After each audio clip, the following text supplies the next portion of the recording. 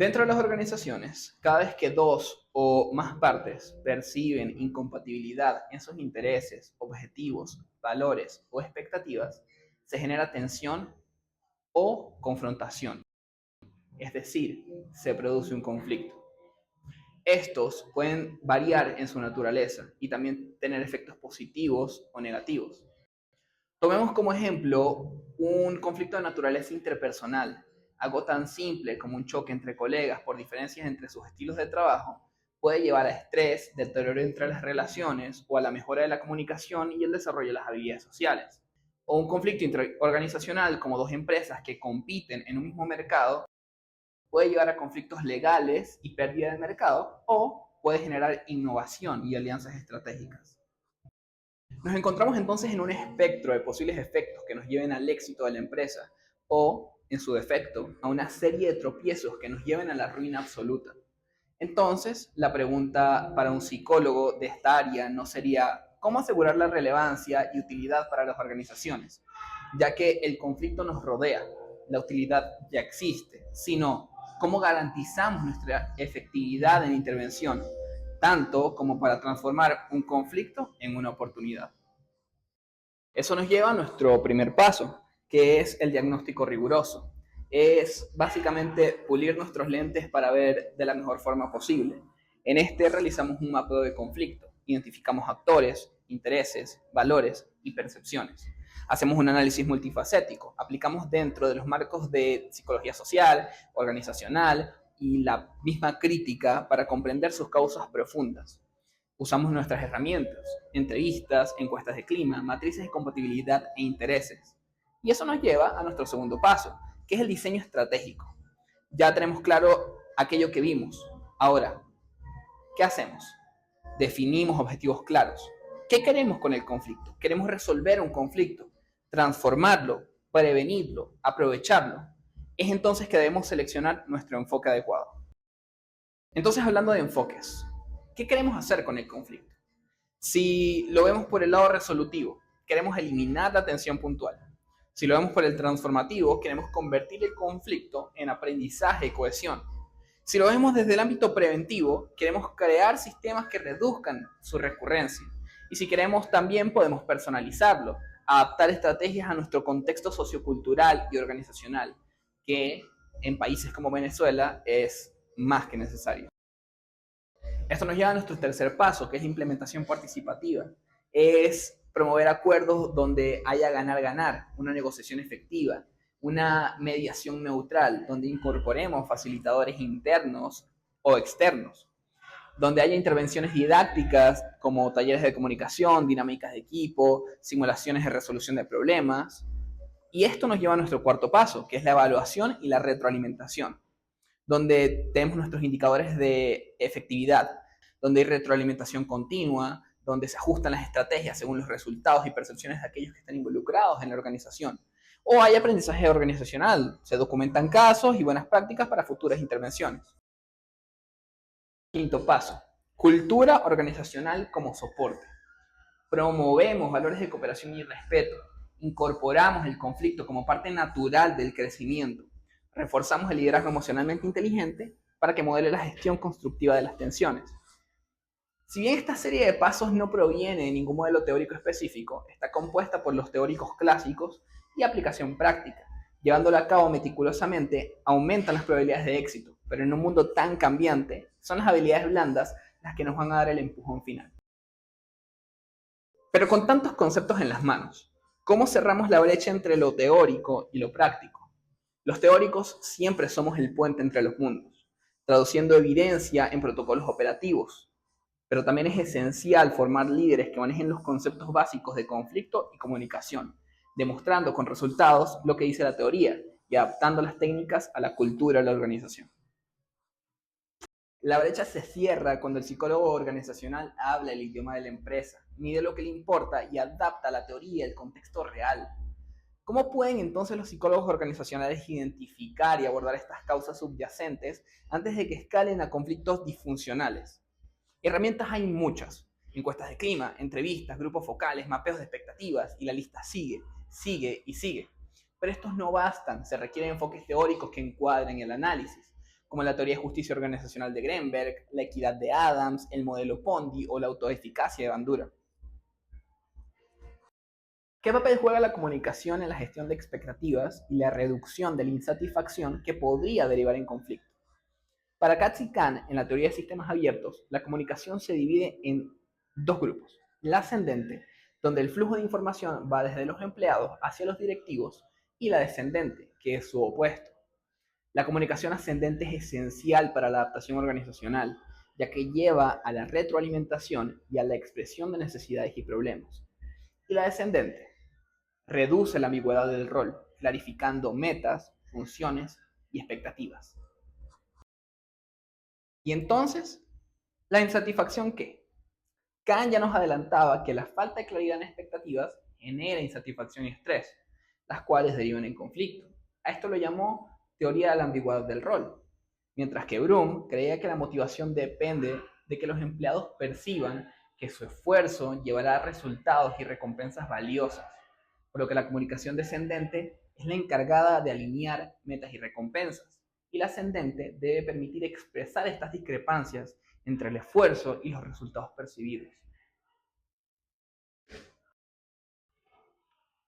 El rol del mediador también se ha visto sujeto a cambios en relación al tiempo, pasando de la neutralidad formal a la escucha básica, a la facilitación de vínculos y en el presente volverse un agente de cambio organizacional, por lo que el futuro de este puesto puede verse alterado por las necesidades de las organizaciones del futuro.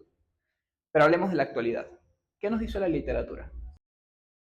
Se enfatiza que el mediador debe ser técnicamente competente y emocionalmente hábil. Los programas de formación más relevantes del mundo incluyen comunicación y escucha activa, basado en la comunicación no violenta de Rosenberg en 1999, donde hay entrenamiento en reformulación, validación emocional y detección de mensajes implícitos.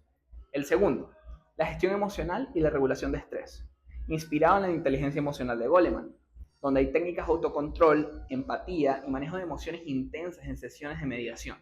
El tercero sería la negociación colaborativa, la cual deriva del modelo de Harvard Negotiation Project, que fue diseñado por Fisher y Ury en 1981.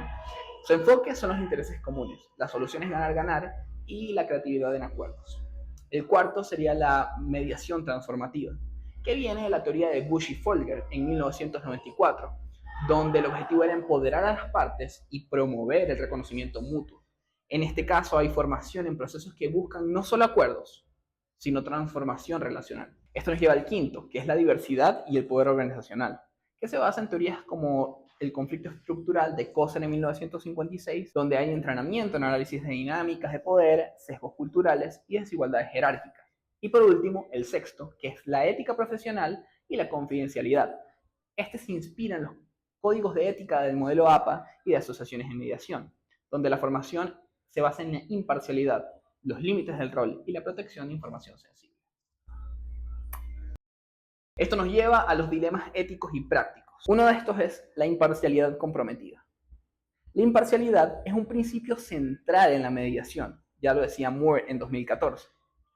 ¿Cuál es nuestro problema? Si el mediador favorece a una parte por jerarquía o afinidad o presión institucional, se rompe la confianza en el proceso. ¿Qué consecuencias tiene esto?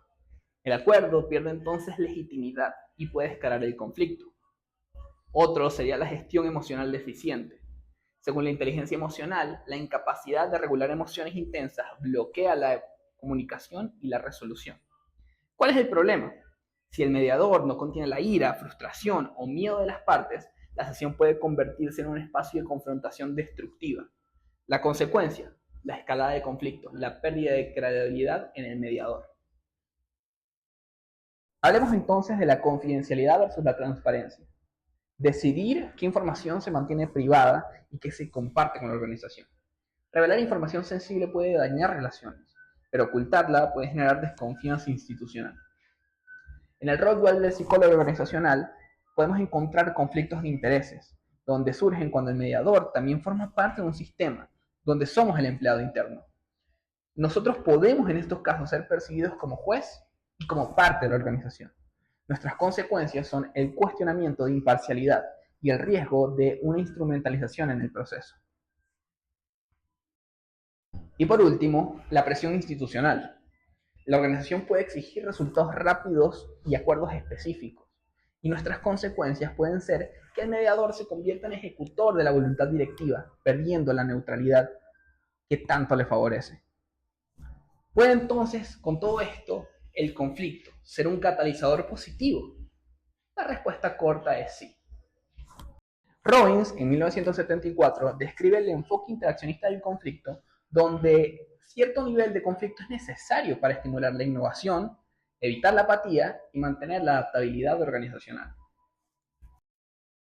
Coser creía en la teoría funcionalista, donde el conflicto cumple funciones integradoras, clarifica normas y roles y fortalece la cohesión grupal cuando se gestiona constructivamente.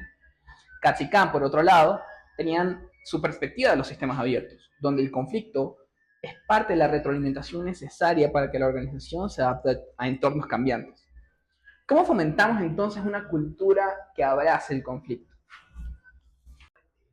Nuestro primer paso sería el reencuadre del conflicto, presentarlo como una oportunidad de aprendizaje y mejora, no como una amenaza. ¿Cómo lo hacemos? Narrativas organizacionales que celebren casos donde el conflicto generó innovación. Nuestro segundo paso, el entrenamiento en habilidades de comunicación y negociación. Se basan en la negociación colaborativa de Fisher y Ury.